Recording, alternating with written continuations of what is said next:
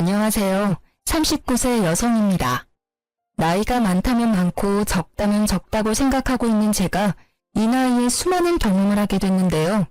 이 나이에 이런 일을 굳이 겪어도 되는 건지 혼자 한탄을 할 때가 많아요. 결혼한 여자라면 시댁과 남편 사이에서 많은 일을 겪게 되는데 다른 사람이 다 겪는 평범한 일이 아닌 왜 나만 이런 유난스러운 일을 겪어야 하나 짜증나더라고요. 저와 남편 사이에 있었던 일로 이제 저 혼자만 끙끙 앓고 싶지 않아 이렇게 사연을 보냈습니다. 우리 남편과 시댁이 얼마나 유별난 사람인지 한번 들어보실래요? 저는 친정엄마와 단둘이 살다가 1살 많은 남편과 결혼했어요. 친정아버지는 10년 전 교통사고로 돌아가셨고요. 친정아버지가 살아계셨을 때도 원래 형편이 좋지 못했어요. 그래서 전 고등학교 다닐 때부터 평일 주말 가리지 않고 매일 알바를 해왔는데요. 근데 친정아버지가 돌아가신 이후부터 엄마와 단둘이 살게 됐고 전 더욱 독하게 마음먹으며 일하게 됐어요. 제가 어릴 때부터 엄마는 가정부로 일했어요. 제가 지금 남편과 결혼하고 나서도 늦은 나이까지 가정부로 일을 하셨고요. 아버지가 하늘나라로 갔기 때문에 남편과 결혼을 해야 할지 고민이 많이 됐어요. 아무래도 엄마 혼자 작은 집에 남아서 지낸다고 생각하니까 마음이 쓰이더라고요. 친정엄마는 자기 신경 쓰지 말고 시집가고 싶으면 마음 편하게 가라고 했어요. 그래서 전 그렇게 무거운 마음을 내려놓고 남편과 결혼했는데요. 그렇게 저와 결혼한 남편은 20대 후반부터 가게를 운영한 자영업자예요. 남편은 오래전부터 본인 사업을 꾸리는 게 꿈이었던 사람이라서 남들이 대학 갈 때 본인은 바로 일하게 됐다고 해요. 열심히 여기저기 가게에서 알바를 하다가 남들은 몇 번 망한 뒤 성공한다고 하는 사업을 남편은 운이 좋게도 첫 가게가 바로 성공하여 가게 3개까지 늘릴 수 있었어요. 그런 남편의 가족은 시어머님, 시누이가 전부예요. 시아버님은 암으로 돌아간 지 몇 년 되셨어요. 그래서 남편이 시어머님과 아가씨를 책임지고 있었고요. 저와 결혼하기 전까지만 해도 남편의 가게 수입은 나쁜 편은 아니었다고 해요. 근데 자세한 내막을 살펴보니 꼭 그렇지만은 않았어요. 남편이 저와 결혼하기 전 가게 운영이 바짝 잘 되는 것 같아서 매장을 늘린 거였는데 저와 결혼할 무렵부터 가게의 사정이 좋지 않았다네요. 그래서 남편과 결혼 준비하면서 엄청 싸웠어요. 당신 나한테 결혼하자고 프로포즈할 때 돈 많이 모아놨다고 결혼 걱정하지 말라고 했었잖아. 그거 다 거짓말이었어? 요즘 가게 사정 안 좋다며. 가게 사정 안 좋은 거 어떻게 알았어? 엄마가 그래? 아니면 내 동생이? 누가 얘기했는지가 중요해? 어제 당신 보려고 가게 갔는데 없어서 매장 매니저한테 물어봤더니 당신 친구 만나러 잠깐 나갔다고 말하면서 요즘 가게 사정 안 좋은데 사장인 당신은 매장 도울 생각 전혀 안 한다더라. 가게 지금 적자라며. 대출금도 매달 나가는데 당신은 오히려 대출금 내야 할 돈으로 매일 탱자탱자 놀고 있다며. 난 당신이 매장 운영 잘 되는 편이고 그래서 매장 3개까지 늘렸다고 하길래 수입이 안정적인 줄 알았더니만 그거 다 허풍이었네. 매니저 말로는 이 상태 계속 유지되면 조만간 폐업도 생각해야 한다고 하던데 맞아? 이 자식은 할 말 못할 말 구분 못하고. 걔 말이 맞아. 요즘 가게 사정 안 좋고 당신한테 미리 말 못해서 미안하고. 아직 가게 대출금도 아직 다 못 갚았어. 원래 매장 운영 잘 되던 편이라서 내가 굳이 신경 안 써도 됐었어. 다만 최근 몇 달 동안만 가게 매출이 좀 안 좋았던 것 뿐이야. 그동안 장사가 잘 된 편인데 대출금 다 못 갚은 게 말이 안 되잖아. 당신 대출금도 다 못 갚은 수준이면 돈도 많이 못 모았겠네? 그래놓고 왜 나한테 결혼하자고 한 거야? 당연히 너 좋아하니까 결혼하자고 한 거지. 자기야, 우리가 고작 몇 달 짧게 만난 사이도 아니고 이런 일로 헤어지거나 하지 말자. 내가 가게 대출금만 있을 뿐이지 사채 빚이 있거나 한 게 아니잖아. 그러니까 이런 일로 서로 마음 상해하지 말자. 이때 남편한테 숨기지 말고 모든 걸 다 오픈하라고 말했습니다. 남편은 이제까지 돈을 많이 벌고 모아둔 것처럼 프로포즈를 했던 사람인데 알고 보니 그게 다 허풍이었어요. 남편이 저와 결혼하자고 말했을 때 전 감추지 않고 솔직하게 말했었어요. 모아둔 돈이 3천만 원밖에 없다고 했는데 본인은 많으니까 걱정하지 말라고 하더라고요. 그래놓고 저와 남편이 모아둔 돈 모두 합치니 1억조차 넘지 않았어요. 이 돈으로는 집 구하는 것부터 결혼식까지 준비하는 게 어려웠어요. 그래도 남편이 앞으로 잘하겠다고 떵떵거리길래 그 말을 믿고 대출 등 여러 도움을 받아 결혼하기로 남편과 합의 보게 됐습니다. 근데 시어머님은 그런 제가 마음에 들지 않았나 봐요. 결혼 허락을 구하러 갔을 때부터 우리 결혼은 물론 저의 사정을 듣고 똥 씹은 표정으로 항상 절 바라보셨어요. 부모님은 무슨 일 하시니? 엄마는 가정부로 일하시고 아버지는 오래전에 교통사고로 돌아가셨어요. 그래서 가족은 엄마와 저 둘뿐입니다. 돌아가시기 전에 아버지가 어머니나 너 앞으로 남기고 간 유산 같은 건 전혀 없고 사망보험금이라든지. 네? 없는데요. 그런 건 왜 물으세요? 너희 둘이 결혼한다고 이렇게 내 앞에 떡하니 앉아있는데 너희들 결혼할 때 쓸 비용부터 너 친정집 사정까지 모두 내가 알고 있는 게 맞다. 그럼 어머님이 너희 결혼할 때 도와줄 돈도 하나도 없겠네? 그러면서 그 푼돈으로 결혼하겠다고 하는 거야? 무슨 생각으로? 요즘 결혼이 애들 장난도 아니고 전셋집만 구해도 1억이 훌쩍 넘어가는데 그 1억도 안 되는 돈으로 어떻게 집을 구하고 결혼식을 올리겠다고 하는 거야? 난 너 생각을 모르겠다. 너한테 결혼하자고 말한 내 아들도 아들이지만 그걸 또 받아준 너가 참 이해가 안 간다. 누가 처음부터 모두 다 갖춰서 하겠어요. 다들 처음엔 부족하게 시작하지만 살면서 하나하나 채워가는 거라고 하잖아요. 말은 그렇게 해도 결혼하고 나면 꼭 그렇지도 않다. 다들 왜 부잣집 애인 만나서 결혼하려고 애를 쓰겠니? 처음부터 제대로 자리 잡고 시작해야 나중에도 잘 되는 법이다. 난 내 아들이 착하고 성실한 예비 며느리 데리고 온다고 하길래 기대했더니만 모아둔 돈이 고작 3천밖에 없다고 했지?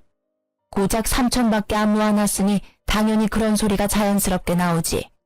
우리 아들 어디에 내놔도 하나 빠지는 구석 없는 놈이다. 지금까지 선생님, 공무원 등 직업 좋고 돈도 많은 집안에서 선보자고 난리였는데 그때 선짜리 나가게 할 걸 엄청 후회하는 중이야. 아, 그래요? 제가 그렇게 마음에 안 드세요? 아휴, 지금 와서 그런 소리 해봤자 무슨 소용이니? 내가 그런 마음을 갖고 있었다는 거야.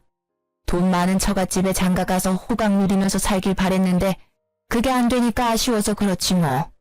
나도 너희 친정처럼 도와줄 능력 안 되니까 그 얼마 안 되는 푼돈으로 니들 알아서 결혼 준비 잘 해봐라.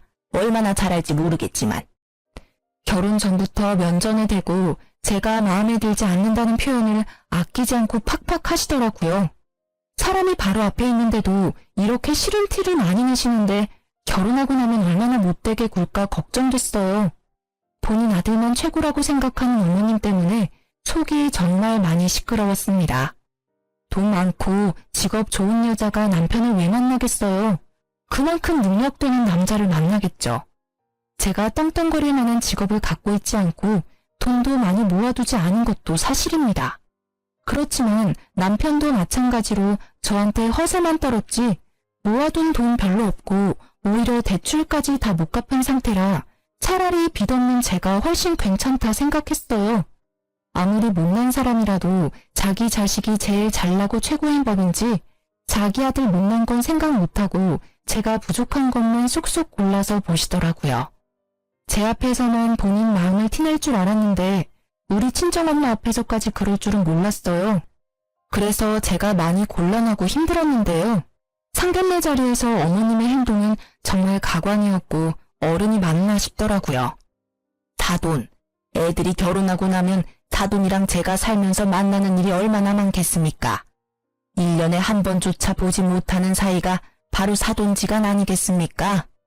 이렇게 상견례와 결혼식 때나 보지 앞으로 사돈이랑 이렇게 마주보고 앉아 얘기할 일이 많지 않을 것 같으니 오늘 솔직하게 다 말할게요. 사실 저 이 결혼 마음에 안 듭니다. 다들 부족하게 시작한다고는 하지만 너무 부족하게 한다고 생각해요. 제 아들이 가게 운영하는 사람이라서 며느리 될 사람은 안정적이고 연봉 센 사람이었으면 했는데 사돈 딸내미는 처음 들어보는 작은 회사에서 근무하고 이제까지 모아둔 돈도 별로 없잖아요. 사돈은 우리 아들 어떻게 생각할지는 모르겠지만 전 사돈 딸내미 썩 내키지 않습니다. 사돈 마음 충분히 이해갑니다. 자식 가진 부모 입장에선 충분히 그런 마음 들 수밖에 없죠. 그렇지만 애들이 좋아서 하는 결혼인데 어른이 중간에서 이래라 저래라 말하는 건 결혼 앞두고 있는 애들 마음만 싱숭생숭하게 만드는 일 같아요. 아직 배울 게 많은 우리 딸 며느리로서 부족하지 않게 잘하라고 잘 말해둘 테니까 너그럽게 봐주세요. 그리고 미리 애들한테 줬어야 하는데 어쩌다 보니 이런 자리에서 주게 됐네요. 이 돈 애들 집 구할 때 보태라고 따로 준비해둔 돈입니다. 돈 준비하는데 시간이 좀 걸려서 이 자리에서 주게 되네요. 엄마, 이 돈 어디서 났어? 어른들 얘기하고 있으니까 일단 가만히 있어. 사돈, 앞으로 우리 딸 잘 부탁드립니다. 우리 딸이 사돈 아드님에 비해 부족하다고 느끼시겠지만 그래도 저의 소중한 딸아이입니다. 우리 딸 앞으로 잘 부탁해요. 부족한 게 많은 딸이지만 심성 하나는 참 착한 아이입니다. 그러니 너그러운 마음으로 딸이라 생각하고 우리 딸 잘 봐주세요. 당연하죠. 요즘 시대의 고부 사이는 엄마와 딸 같은 사이라는 말이 있잖아요. 사돈 딸을 제 딸이라 생각하면서 잘 데리고 있겠습니다. 친정엄마가 갑자기 2억이란 큰 돈을 저에게 주셨습니다. 집 구할 때 쓰라고 마련한 돈이래요. 사전에 말도 없이 2억이란 큰 돈을 딱 준비한 친정엄마를 보고 놀랬습니다.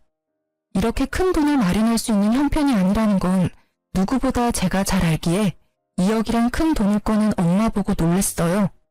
엄마는 2억을 우리 부부에게 주는 순간 시어머니의 표정이 180도 달라졌어요. 돈 꺼내기 전까지만 해도 우리 친정엄마와 나를 위아래로 훑으며 보던 사람이 돈이 앞에 있으니 갑자기 온화한 표정을 짓더라고요. 돈 앞에 장사 없다더니 어머님을 보니 그 말이 딱 떠오르던데요.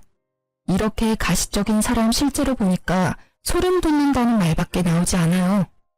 그렇게 친정엄마 덕분에 서울에 있는 빌라 하나를 구할 수 있었지만 남은 결혼식부터 신혼여행까지 여유롭게 준비하지 못했어요.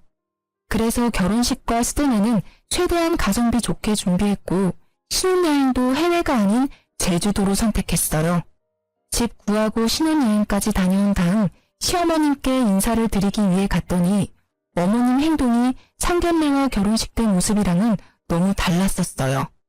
애초에 시어머님은 반반 결혼을 한 것 자체만으로 마음에 들지 않았지만 저희 친정엄마가 2억을 우리에게 준 건 매우 좋으셨나 봐요.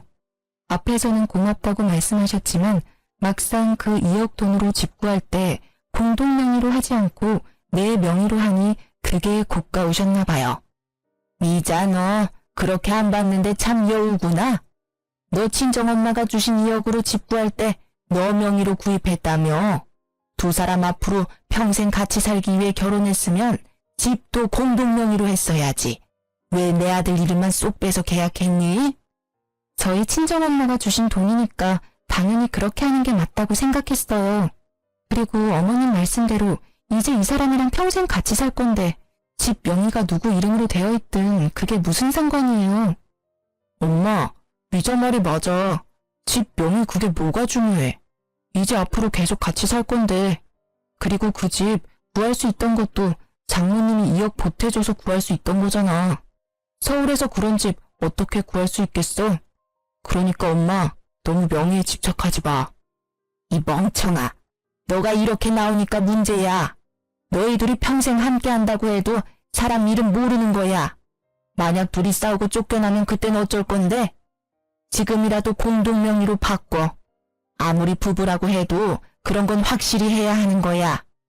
지금이라도 공동 명의로 바꾸라는 말도 안 되는 말을 시전하는 시어머님 때문에 고구마 100개를 연속으로 먹은 듯한 답답함을 느꼈습니다.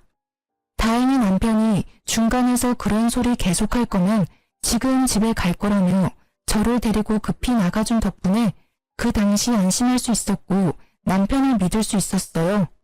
결혼 전에는 믿음직스럽지 못했던 남편이 집 명의일로 저한테 믿음을 줬는데 그런 남편한테 배신감을 느낀 적이 있는데요. 결혼하고 나서도 여전히 가게 매출이 아슬아슬했어요. 그래도 우리가 생활하는 데 있어서 빠듯한 수준까지는 아니었는데요. 그러던 어느 순간부터 남편이 가지고 오는 매달 생활비가 점점 부족해지기 시작했어요. 남편 통장을 정리하면서 알게 된 사실이 매달 시누이와 시어머님한테 용돈을 보내고 있었더라고요. 그것도 10만 원 수준이 아닌 100만 원씩을 보냈었어요. 그걸 보는데 어찌나 황당하던지 남편이 매달 돈을 줘야 하는 날만 되면 대출금 갚아야 한다고 돈 없다 말했어요. 그렇게 내가 번 월급 200만 원으로 빠듯하게 생활을 해야만 했어요. 먹고 싶은 거 못 먹고 하고 싶은 거 하지 못하며 힘들게 살고 있는데 시어머님한테 매달 용돈 주고 있는 게 엄청 서운하더라고요. 제일 서운했던 건 우리 친정엄마한테 용돈 한 번 준 적이 없다는 거였어요. 우리 친정엄마는 우리 집 구할 때 보태라고 2억 준 것도 모자라서 남편 생일마다 상다리 부러질 정도로 맛있는 밥 만들어 먹이는데 그런 남편은 우리 엄마한테 받을 줄만 알지 자주 얼굴을 비추지도 않았어요. 내가 같이 가자고 해야 가지 먼저 가자는 말 꺼낸 적도 없었고요. 그래서 이 일로 크게 싸우게 됐습니다. 당신 어머님이랑 아가씨한테 매달 100만 원씩 용돈 보내고 있었더라? 어? 그거 어떻게 알았어? 매장 직원이 당신한테 일렀어? 매장 직원도 알고 있어? 매장 직원도 아는 사실을 이제까지 나한테 숨겼던 거였어? 당신은 날 와이프로 생각은 해? 매장 직원도 아는 사실을 왜 나만 모르고 있어야 하냐는 거야. 상의도 없이 왜 어머님한테 매달 돈 보내? 그것도 10만 원, 20만 원도 아니고 100만 원씩이나. 자기도 알잖아. 우리 엄마 맨날 힘들게 사는 거. 아빠 돌아가시고 나서 맨날 돈 없다, 힘들다 입에 달고 사는데 아들로서 그런 엄마를 모른 척할 수 있겠어? 당신이랑 결혼하기 전까지 나랑 엄마랑 같이 살다 보니까 돈 걱정이 없었는데 이제 나랑 떨어져 지내니까 생활하는 게 좀 힘든가 봐. 그래서 당분간만 도와주기로 한 거야. 우리 엄마 연세도 있는데 일하기도 힘들고. 우리 엄마도 남편 없어. 혼자야. 우리 엄마는 어머님보다 먼저 남편 잃은 과부라고. 그래도 엄마는 지금까지도 일 열심히 해. 그래서 지금까지 나한테 손 벌린 적도 없어.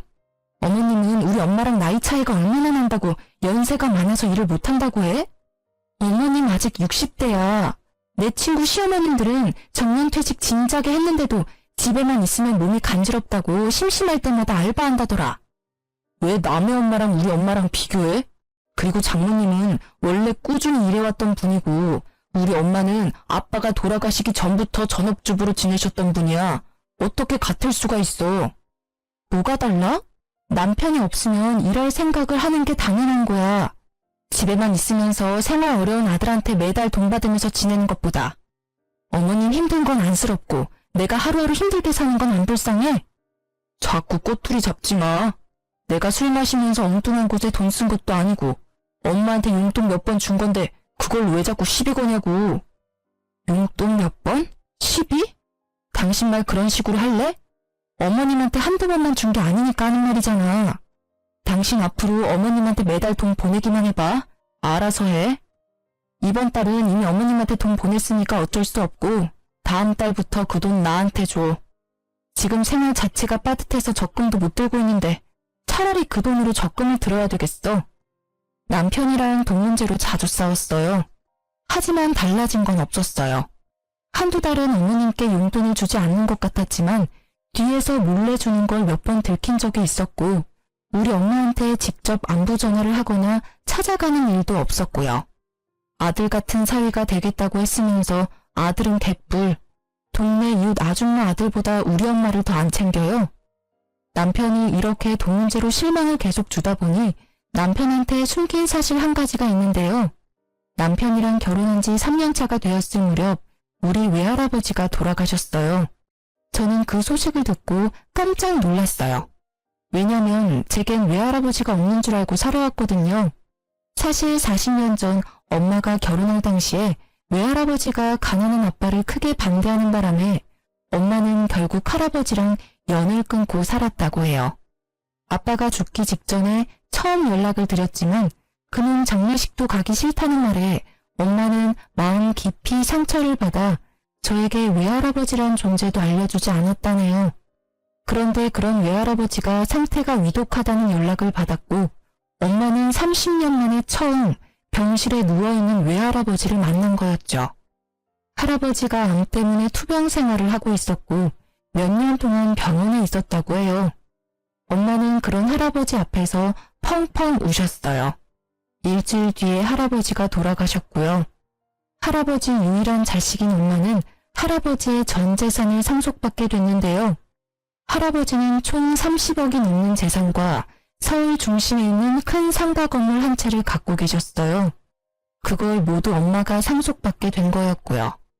한순간에 많은 돈을 얻게 된 엄마는 그런 저에게 이 사실을 바로 알렸고 엄마와 마찬가지로 저도 굉장히 놀랐어요. 처음 본 외할아버지가 일주일 만에 돌아가신 건 안타까웠지만 매일 혼자 살면서 힘들게 가정부 일을 하고 있는 엄마가 안쓰러웠는데 이제 돈 때문에 허덕이지 않아도 되는구나. 이기적일 수 있지만 제겐 다행이라고 생각했어요. 이 사실을 남편에게 알려야 하나 고민이 많았지만 전 알리지 않기로 했어요. 제가 맨날 돈 문제로 고민하는 걸 아는 친정엄마도 굳이 알리지 말라고 했고요. 사실 엄마도 남편과 시어머님을 굉장히 괘씸하게 보고 있거든요.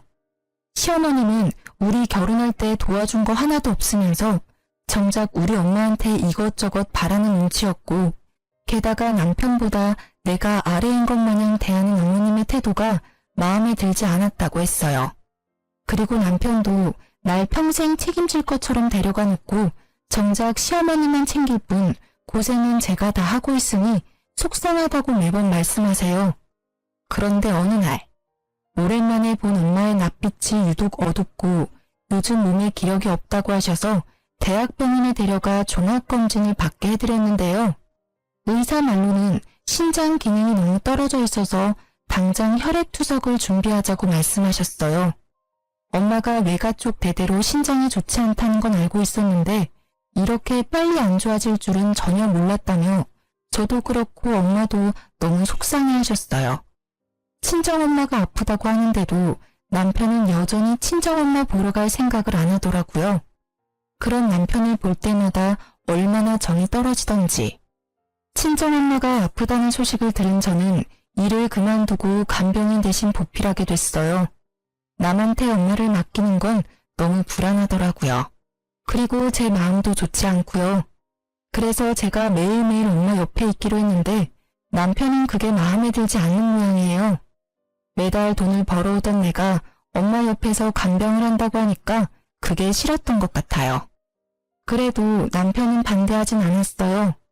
놀려고 일을 그만둔 게 아니고 친정엄마가 아파서 그만둔 거라 이 상황에서 나한테 따지고 들면 본인이 나쁜 사람이 된다는 걸 알기 때문이에요. 그리고 지난번에 본인이 엄마한테 매달 용돈 드린 걸 들킨 전적이 있기 때문에 저한테 일 그만두는 걸로 트집을 잡지 않더라고요. 엄마가 아픈 이후로 할아버지가 주신 건물 관리를 못하고 있어요. 병원에 있는 시간이 많고 그럴 기력도 없기 때문에 평일엔 엄마 간병, 매주 주말마다 건물과 집을 관리해 주기로 했는데요. 근데 남편이 그런 제가 의심스러웠나 봐요. 평일 위주로만 친정엄마 간병하기로 했는데 주말에 쉬지 않고 교회를 다니니까요. 그래서 남편은 주말 하루 가게로 가지 않고 절 미행했나 봐요. 제가 매주 친정엄마 건물로 출근 도장을 찍으니 남편이 1층에 카페를 운영하고 있는 임차인에게 저에 대해서 물어봤다고 하는데요. 이자 씨, 잠깐만 얘기 좀 할래요? 안녕하세요. 지금 가게 한창 바쁠 시간 아니에요? 이자 씨한테 꼭 말해줄 게 있어서요. 그래서 직원한테 잠깐 양해 구하고 나왔어요. 다름이 아니라 며칠 전에 어떤 남자가 이자 씨에 대해 물어보고 가더라고요. 그래서 제가 이 건물주 딸이라고 말해주긴 했는데 좀 이상해서요. 네? 어떤 남자가요? 어떻게 생긴 남잔데요? 날 찾을 남자는 없을 텐데. 2층에 곧 가게 하나 빠진다고는 들었는데 거기 알아보고 있는 분인가? 상가 임대 자리 알아보는 것 같진 않았어요. 그 남자가 미자 씨 콕 집어서 물어보는 것도 수상하고, 미자 씨가 매주 주말마다 건물 관리하러 올 때마다 그 남자가 저 멀리서 지켜보는 것 같더라고요. 키는 180은 넘는 것 같고 덩치도 좀 있었어요. 피부는 까무잡잡한 편이에요. 만약 그 남자 또다시 찾아오거나 저 찾으면 그때 바로 저한테 전화해주세요. 제가 걱정이 됐던 임차인은 어떤 남자가 저에 대해 물어봤으니까 조심하라고 말해주더라고요. 건물 CCTV를 확인해보니까 남편이 약 3주 동안 건물 앞에 어슬렁거린 게 딱 찍혔더라고요. 어슬렁거린 이후에도 남편인 저한테 직접적으로 건물에 대해 물어보진 않았거든요. 임차인을 통해 건물주가 친정엄마라는 걸 알게 된 이후부터 남편의 태도가 180도 달라졌어요. 평소에 친정엄마한테 전화 한 통 안 하던 남편이 하루에 한 통씩 꼬박꼬박 전화하고 매주 가게 휴무일 때마다 친정엄마 만나러 가더라고요. 장모님, 저 왔어요. 오늘 몸은 어떠세요? 지난주보다 살이 더 빠진 것 같아요. 아이고, 우리 윤서방 왔어? 점심은 먹고 온 거야? 그럼요. 장모님도 점심 챙겨 드셨어요? 약은요? 이럴 때일수록 밥 꼬박꼬박 잘 챙겨 드셔야 해요. 예전처럼 하루에 한 끼만 드시지 마시고요. 지난번에 보니까 병원밥 절반도 안 먹던데요. 그러지 말고 꼭 다 드세요. 우리 윤서방이 내 걱정해주니까 좋네. 결혼하고 나서 한동안 얼굴 잘 비추지도 않더니만 처음엔 아픈 게 싫었는데 윤서방 보면 아픈 게 가끔은 좋네. 죄송해요. 이제부터 잘할게요. 당신 가게 일 안 바빠? 이렇게 자리 오래 비워도 돼? 가게보다 장모님이 먼저지. 가게는 나 없이도 알아서 돌아가. 당신 볼 일 있으면 보고 와. 내가 장모님이랑 있을게. 갑자기 왜 그래? 왜 안 하던 짓을 하냐고. 당신 원래 우리 엄마 이렇게 알뜰살뜰 잘 안 챙겼잖아. 엄마 아프다는 소식 들었을 때도 바로 엄마 만나러 가지도 않던 양반이 왜 이제 와서 잘하는 척 하냐고. 미자야, 윤서방한테 왜 그래? 이제야 사위 노릇 한다는데 너무 뭐라 하지 말고. 엄마는 가만히 있어봐. 이상하잖아. 갑자기 안 하던 짓을 하니까. 지금이라도 잘하고 싶어서 그렇지. 그동안 엄마랑 여동생만 챙기기 바빴지 정작 장모님 챙겨드린 적은 없더라고. 장모님이 아프다는 소식을 들었을 때도 실감이 안 났고, 나 지금부터라도 잘할게. 전 이미 CCTV와 임차인 덕분에 남편이 건물에 눈이 멀어 잘해주는 걸 알고 있었거든요. 만약 몰랐다면 이 인간 이제야 철좀 들었네 하며 넘어갔겠지만 건물을 보고 간 이상 남편의 행동이 전부 가식처럼 보였어요. 화가 불쑥불쑥 올라왔지만 일단 꾹 참았어요. 그렇게 한동안 모른 척하고 있었는데 남편이 갑자기 건물에 대해 물어보더라고요. 너무 궁금했는지 이제 더 이상 숨기지 않던데요. 여보, 물어볼 게 있는데 장모님 건물 하나 있어? 지난번에 장모님이 어떤 사람이랑 통화하는 거 엿들었는데 건물 어쩌고 저쩌고 하는 것 같길래 일부러 엿들은 건 아니고. 아, 건물? 있지. 외할아버지가 돌아가시면서 엄마한테 물려준 건물이야. 나도 알게 된 지 얼마 안 됐어. 미리 말 못해서 미안. 에이, 미안하긴. 어머님 건물인데 일일이 나한테 설명 안 해줄 수도 있지 뭘. 근데 그 건물 장모님 돌아가시면 그대로 당신한테 상속되는 건가? 요즘 상속은 어떻게 진행되는 거야? 난 아빠가 남긴 유산이 없다 보니까 상속 문제는 잘 몰라서. 그게 왜 궁금해? 엄마 지금 죽는 것도 아닌데. 당신 좀 웃긴다. 그걸 왜 당신이 궁금해해? 상속 문제는 한참 뒤의 일이니까 말도 꺼내지 마. 우리 엄마 죽을 날짜 받아놓은 사람 같잖아. 아, 미안해. 내가 생각이 짧았다. 그냥 난 궁금한 마음에 물어본 거야. 나쁜 의도는 없었어. 그래도 그런 건 미리 알고 있는 게 좋잖아. 요즘 100세 시대라고 해도 질병으로 죽는 사람이 예전보다 더 많아졌다고 하길래. 외할아버지도 신장 안 좋아서 돌아가셨다고 하니까. 그건 내가 알아서 할 문제니까 당신이 나서지 마. 엄마 아픈 것 때문에 속상해 죽겠는데 왜 죽는 얘기를 꺼내고 그래?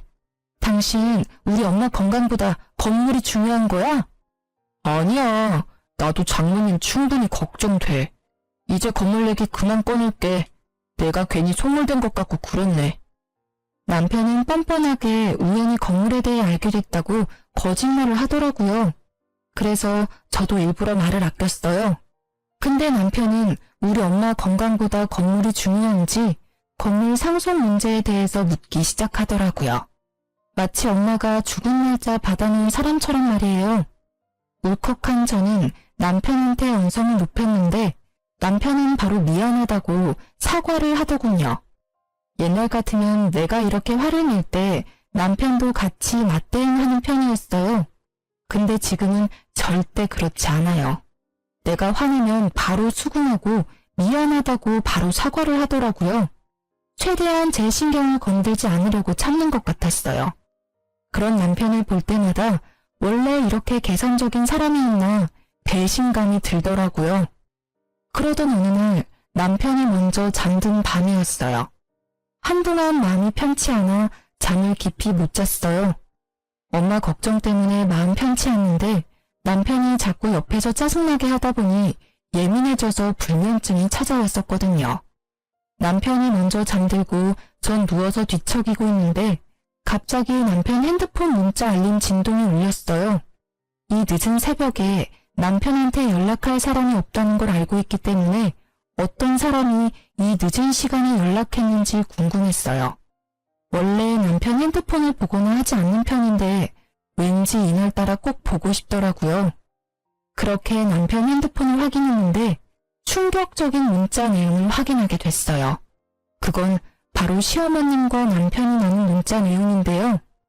엄마, 미자한테 건물 장모님 거 맞냐고 물어봤는데 맞다고 인정하네. 다행이야.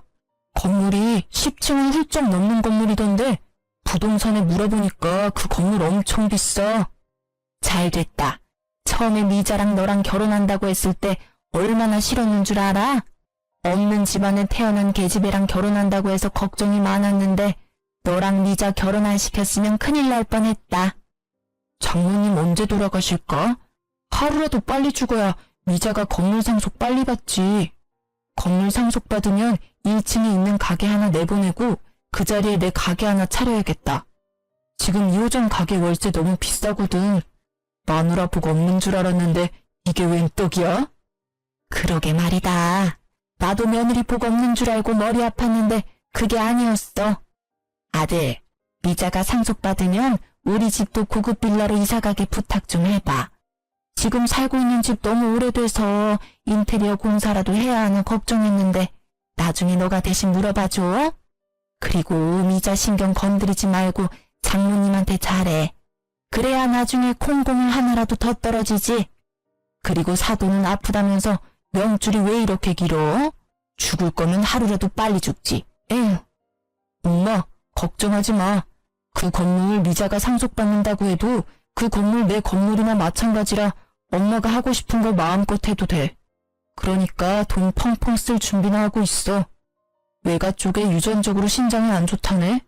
미자도 장모님 닮았으면 오래 살 팔자는 아닐 거야. 그럼 그 건물 당연히 나한테 넘어오겠지? 너무 좋다. 문자 내용이 너무 충격적이라 숨이 턱턱 막혔어요. 옆에서 자고 있는 남편을 보는데 뺨 한 대 올려붙이고 싶었거든요. 겨우 참고 남편과 시어머님이 나눈 문자 내용을 모두 사진으로 남겨놨어요. 나중에 딴 말 못하게 하려고요. 이날 잠 한숨도 못 자고 밖에서 많은 고민을 했습니다. 이 남자랑 평생 살 수 없겠다는 결론이 나왔고 전 남편과 이혼하기로 결정했어요. 바로 이혼 통보를 하지 않고 남편한테 제대로 복수한 다음 이혼하고 싶었어요. 그래서 어떻게 남편을 골탕 먹일 수 있을까 고민하고 있던 때 남편이 운영 중인 가게 매출이 점점 안 좋아지기 시작했어요. 결혼 초반 때 위기를 잘 견딘 것 같더니만 다시 매출이 안 좋아지기 시작하더라고요. 매출이 반토막난 이유가 남편 가게 근처에 엄청 유명한 고깃집이 생겼기 때문인데요. 그 고깃집이 다른 지역에서 줄 서서 먹을 정도로 유명한 맛집이래요. SNS에서 엄청 난리라고 들었고요. 그 가게가 2호점을 냈는데 하필 남편 가게 근처에 오픈을 하게 됐더라고요. 남편은 동네 단골 장사로 운영되고 있던 고깃집이라서 금방 망할 위기에 놓였어요. 남편은 이겨낼 수 있다고 자신 있게 말하더니 아무리 홍보를 열심히 해도 반토막이 난 매출이 다시 오르진 않더라고요. 맨날 적자만 나니까 그걸 충당할 돈이 없고 직원들 월급 밀릴 위기까지 처해지자 폐업하기로 결정했어요. 보통 폐업을 하면 근심 걱정이 많은 얼굴로 다녀야 하는데 오히려 남편은 콧노래를 부르며 좋아하더라고요. 그래서 왜 이렇게 기분이 좋냐고 물어봤는데요. 당신 폐업한 사람 맞아? 요즘 콧노래 자주 부르는 것 같아. 당신 그 가게 오래 운영했잖아. 그만큼 애정이 많았던 거 아니었어? 폐업해서 기분 안 좋을 줄 알았는데. 에이, 안 될 것 같으면 이렇게 단칼에 정리할 줄도 알아야 해. 그리고 당신 나중에 건물 물려받을 거니까 내가 힘들게 돈 벌지 않아도 되잖아. 나도 이제 쉴 때가 됐지. 이제 마누라 덕 좀 보고 살아보자. 룰루랄라 노래를 부르면서 백수로 지내고 있는 남편을 보니 아주 미치고 팔짝 뛰겠더라고요. 이젠 대놓고 건물을 탐내는 남편 때문에 더 이상 이혼을 늦추면 안 되겠다 싶더라고요. 그래서 전 본격적으로 남편에게 복수를 하기로 결심했는데요. 여보, 며칠 전에 엄마한테 건물 어떻게 할 거냐고 물어봤는데 나한테 최대한 빨리 줄 거라고 하네? 뭐? 정말? 우리 장모님 통 크시네. 역시 장모님은 쿨하고 아주 멋진 사람이야. 당신도 장모님 본받아. 근데 조건 하나가 있어. 너네 엄마랑 연 끊고 살면 증여해준다네? 그렇게 할 수 있어? 그렇게 안 하면 엄마 죽을 때까지 그 건물 안 주겠대. 죽고 나서도 건물 안 줄 수도 있고. 자식이라고 해서 무조건 그 건물 받을 수 있다고 생각하는 건 아니지? 그 건물주인 엄마가 나한테 상속 안 한다고 하면 못 받는 거야. 그러니까 그 건물 하루라도 빨리 받고 싶으면 지금 당장 너네 엄마랑 연 끊고 살래? 엄마랑 안 보고 살라고? 그게 말이 돼? 다른 조건도 아니고 엄마랑 연을 끊고 살라니. 어떻게 부모 자식이 안 보고 살아? 그럼 건물 없던 걸로 해야지. 어쩔 수 없네. 엄마한테 말할게. 우리 그 건물 필요 없을 것 같다고. 아니, 잠시만. 나한테 시간을 줘. 알겠다. 내가 엄마 안 보고 살게. 그럼 그 건물 당신한테 가는 거 맞지? 그럼 녹음기에 대고 말해. 뭐? 그렇게까지 꼭 해야 돼? 내가 약속 지킬게. 뭘 굳이 녹음기에 녹음까지 하려고 해. 당신이 나중에 딴 말 할 수도 있는 거잖아. 구두 약속이라고 생각하고 녹음기에 말해. 남편은 녹음까지 하는 건 오버라고 난리를 쳤지만 전 끝까지 녹음해야 한다고 강력하게 말했어요. 싫으면 건물 포기하라고 말했더니 결국 녹음을 직접 하더라고요. 시댁과 연을 끊고 살기로 약속을 받아냈어요. 명절, 제사, 생신 모두 챙기지 않기로 했으며 매달 시어머님께 준 용돈도 바로 끊기로 약속했어요. 그리고 5년 동안 절대 시댁에 발걸음하지 않겠다는 약속도 받아낸 상태였는데요. 전 그 말이 녹음된 녹음기를 들고 친정엄마한테 다녀오겠다고 했어요. 전 남편한테 친정엄마한테 다녀온다고 말한 뒤 바로 시어머님한테 녹음 파일을 보냈어요. 녹음 파일을 들은 시어머님은 바로 저한테 전화해서 고함을 질렀어요. 너 도대체 뭐하는 년이야? 자식이랑 부모 연을 끊게 만들려고 해? 너 지금 어디야? 당장 만나. 어디긴 어디예요. 어머님이 앞으로 살 고급 빌라 찾는 중이죠. 어머님, 고급 빌라에 그렇게 살고 싶으셨어요? 우리 엄마가 빨리 죽었으면 할 정도로요? 근데 왜 우리 엄마 재산으로 편하게 살 궁리만 하세요? 왜 우리 엄마 건물로 호의호식 하려고 하는 거냐고요? 너가 그걸 어떻게... 너가 지금 오해한 모양인데 난 그런 적 없다. 없긴 뭘 없어요. 거짓말 좀 하지 마세요. 어차피 어머님 고급 빌라 근처에도 못 가실 거예요. 제가 그 건물 받으면 그이가 어머님이랑 안 보고 살겠다고 저랑 약속했거든요. 우리 아들이 그럴 애가 아닌데. 암튼 내가 아들이랑 다시 연락해보마. 어머님은 당황을 감추지 못하고 바로 남편에게 전화를 해본다며 전화를 뚝 끊었어요. 전 어머님과 통화를 끝내고 바로 이혼 전문 변호사를 찾아갔는데요. 문자 내역부터 남편이 매달 시댁에 100만 원 준 내역까지 모두 보여줬어요. 그리고 이제껏 남편한테 생활비다운 생활비를 받아본 적이 없다고 고작 30만 원 내놓는 사람이라고 말했어요. 그렇게 바로 변호사와 함께 이혼 소송을 진행했어요. 곧 건물 물려받을 생각에 좋아하고 있던 남편은 이혼 소송장을 받고 난리가 났는데요. 갑자기 자기한테 왜 그러냐고 약속한 거랑 내용이 다르지 않냐고 따졌어요. 그런 전 남편한테 난 모르는 일이라고 너 엄마한테 연락해서 물어봐 라는 말을 툭 던지고 전화를 뚝 끊었어요. 남편한테 하루에 수십 통씩 전화가 왔었는데 전 끝까지 안 받았어요. 전 남편과 사이가 좋지 않은 것부터 지금까지 있었던 일에 대해 친정엄마한테 알리지 않았었는데요. 근데 친정엄마는 이 사실을 전부 눈치채고 있었더라고요. 엄마가 이 사실을 어떻게 알게 된 거냐면 남편 때문에 알게 된 거였는데요. 남편이 엄마한테 직접 연락해서 건물 공시지가부터 평수까지 세세하게 다 물어봤다고 하더라고요. 그것도 모자라서 폐업을 앞두고 있는 시기에 생활비가 부족하다고 우리 엄마한테 300만 원까지 받았더라고요. 이 모든 사실을 저한테 비밀로 했고요. 전 열이 너무 받아서 집을 팔기로 했어요. 남편이 꼴 보기 싫어서 잠시 친정엄마 집에서 생활하고 있었는데 그런 엄마한테 이 일에 대해 전해 듣고 제 명의로 된 신혼집을 바로 팔았어요. 한순간에 그 집에서 쫓겨난 남편은 소송에서 패소까지 하게 됐는데요. 패소한 남편은 결국 위자료와 변호사 비용까지 전부 본인이 부담해야 했어요. 다행히 우리 부부 사이에 아이는 없었지만 아이가 없고 결혼 생활이 길지 않다는 점에서 위자료를 많이 받지 못했어요. 위자료 금액은 적지만 그래도 벼룩처럼 내 피를 빨아먹으려고 한 남편과 시댁한테 복수를 제대로 한 것 같아 속이 다 시원했어요. 제가 이혼을 성공하고 난 다음 엄마는 바로 저에게 건물 증여를 해주셨어요. 엄마도 제 간병을 받으면서 제가 빨리 이혼하기만을 기다리고 있었다네요.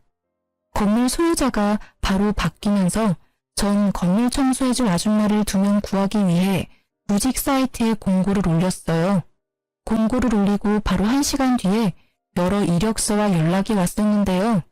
그렇게 면접 볼 사람 2명을 뽑았고 그 다음날 면접을 보기 위해 만났는데 그 2명의 면접자가 바로 시어머님과 아가씨였어요. 어머님은 절 보자마자 욕설을 날리며 제 머리채를 잡으려고 하는 거 제가 건물 CCTV를 가리켰어요. 아줌마, 여전히 그 못된 성질머리 못 고치셨네요? 제 몸 털끝 하나 건드리는 순간 저 CCTV에 바로 찍히는 거 아시죠? 저 이제 그냥 가만히 있지 않아요. 콩밥 먹고 싶으면 제 머리채 잡으시고요. 너 이 나쁜 계집애, 너가 나한테 어떻게 이럴 수 있어? 내가 이제까지 너한테 어떻게 했는데 한때 가족이었던 사람한테 이렇게 해도 되는 거니? 아니 아줌마, 내 가족이라고 생각한 적 단 한 번도 없어요. 그리고 아줌마가 저한테 며느리로서 잘해주신 적 단 한 번도 없잖아요. 누가 보면 천사표 시어머니였는 줄? 전 절대 합의란 거 없는 사람이니까 돈 많으시면 저랑 한판 붙던가요. 제가 강하게 나가니 전 시모는 찍소리 못하고 주먹만 바들바들 떠시더라고요. 알고 보니 전 시모 집이 팔렸다고 해요. 20평대 노후된 집이 유일한 재산이었거든요. 전 남편이 그 집 담보로 투자를 했다고 해요. 저와 이혼한 후 위자료를 내야 하고 건물까지 가지고 있는 저를 많이 부러워했다고 하네요. 그래서 본인도 건물주가 돼보겠다고 엄마한테 엄청 어필했다고 합니다. 전 남편 말에 넘어간 어머님은 집 담보로 대출을 한 모양이에요. 투자하여 큰 돈을 번 다음 좋은 건물 하나 매입하려고 했었는데 알고 보니 투자자가 유명한 사기꾼이었어요. 그래서 그 낡은 집을 한순간에 경매로 날렸다고 해요. 남편은 당장 돈을 벌기 위해서 일용직으로 일을 했다는데요. 시멘트를 나르는 일이었는데 무리해서 들다가 허리를 삐끗하는 바람에 결국 병원 신세를 졌다고 하네요. 당연히 돈도 못 벌고 있는 상황이고요. 그래서 전 남편 대신해서 전 시모와 신우가 돈을 벌기 위해서 건물 청소 면접을 보려고 이렇게 찾아왔던 거였고요. 근데 하필 그 건물이 제 건물이었던 거죠. 전 예정을 생각해서 일하게 해준다고 말했더니 많이 망설이는 눈치였어요. 아무래도 이혼한 며느리 건물에서 청소를 한다는 게 쉽지가 않죠. 자존심이 많이 상하니까요. 망설이길래 시급 많이 올려준다고 하니 바로 하겠다며 고맙다고 하더라고요. 다음 날부터 두 사람은 청소 일을 하게 됐어요. 나름 고층이라서 청소할 구석이 많았어요. 유리창부터 복도, 계단 등 구석구석 닦으라고 말했더니 손때 하나 없이 전부 닦더라고요. 내 건물이라고 대충 할 생각이면 그만두라고 제가 단호하게 말했거든요. 그렇게 3일 동안 꼼꼼하게 청소를 시켰더니 몸살이 났는지 청소를 못하겠다고 배째라 시전하더라고요. 그래서 전 바로 그 자리에서 해고했습니다. 하루 푹 쉬고 다음날 전 신우가 절 따로 찾아왔는데요. 미자야, 내가 미안하다. 내가 한동안 안 하던 일을 하려고 하니까 너무 힘들어서 그랬어. 한 번만 봐줘. 내가 그럼 더 열심히 일할게. 아줌마, 혹시 보험 들어놓은 거 있어요? 보험? 그건 왜 묻니? 생명보험 기본적인 건 있다만. 잘 됐네요. 남편한테 저희 엄마 빨리 죽었으면 좋겠다고 했죠? 아줌마야말로 지금 죽으면 보험금 받은 자식들이 얼마나 편하게 살겠어요. 애매하게 골병 들면 병원비만 나가지. 정작 자식들한테 떨어지는 게 없잖아요. 일찍 죽으면 고생하는 자식을 얼마나 편하겠냐고요. 그러니까 지금이라도 자식한테 밉보이지 않고 잘하셔야죠. 나중에 어떤 일이 있을 줄 알고? 뭐? 그게 무슨? 내가 그쪽 아들 계산적인 거 알고 깜짝 놀랐었거든요. 돈에 눈이 멀어 부모랑 연도 끊는 자식이 보험금 때문에 무슨 일이라도 못 저지를까? 암튼 아줌마는 평생 자식들 눈치 보며 사셔야죠. 본인이 그따위로 키웠으니 불평불만은 하지 마시고. 제 말을 들은 순간 어머님은 눈을 동그랗게 크게 뜨고 도망가셨어요. 본인이 지은 죄를 알고 있는 거죠. 그 이후로 시댁과 남편을 본 적이 없어요. 어떻게 사는 줄도 모르고요. 이 이야기를 엄마한테 그대로 알려주니 속이 다 시원하다고 했어요. 그리고 지금은 엄마가 다니고 있는 대학병원 근처에 소형 아파트를 하나 구입했어요. 둘이서 살기에 딱 좋은 곳이에요. 예전보다 엄마 건강이 많이 회복된 편이지만 더 괜찮아지면 좋겠어요. 지금까지 제 이야기 어떠셨나요? 돈에 눈이 먼 인간들에게 나름 복수를 해보았는데 여러분들은 어떤 생각을 하셨나 모르겠네요. 다들 저와 엄마에게 응원의 한마디 부탁드립니다. 들어주셔서 감사합니다.